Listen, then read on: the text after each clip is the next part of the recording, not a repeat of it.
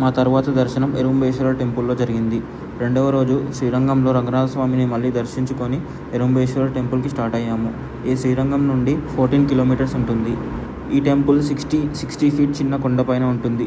ఈ temple timings morning 6 to 12, మధ్యాహ్నం 4:30 నుండి 8 వరకు ఉంటుంది. ఇక్కడ మనకి శివుడు ఎరుంబేశ్వరుగా దర్శనమిస్తాడు. ఈ టెంపుల్కి వెళ్ళడానికి మనం కొన్ని మెట్లు ఎక్కాలి.